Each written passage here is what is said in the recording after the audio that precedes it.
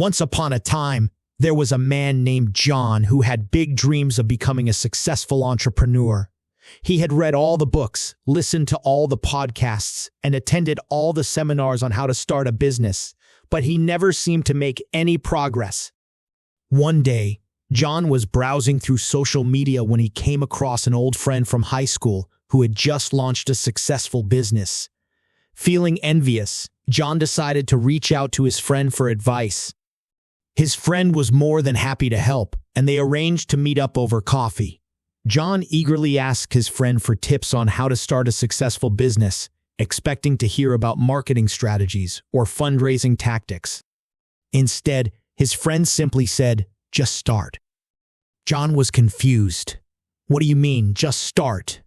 His friend explained that he had spent years researching planning his business, but it wasn't until he took action and started making mistakes that he actually began to learn and grow. John realized that he had been so focused on trying to find the perfect plan, the perfect idea, the perfect opportunity, that he had been paralyzed by indecision. He had been waiting for the right moment to start, when in reality, there would never be a perfect time. Feeling dejected, John went home and spent the next few weeks scrolling through social media, watching TV, and playing video games. He didn't feel motivated to pursue his dreams anymore, convinced that he would never be able to achieve them. But one day, he happened to come across an article about the path of least resistance. The article explained that humans are wired to seek out the easiest, most comfortable option in any given situation, even if it's not what's best for us in the long run. John realized that this was exactly what he had been doing. He had been avoiding the difficult work of starting a business and instead had been opting for the easy, mindless distractions of social media and entertainment. Feeling a newfound sense of clarity, John decided to take a small step towards his goal.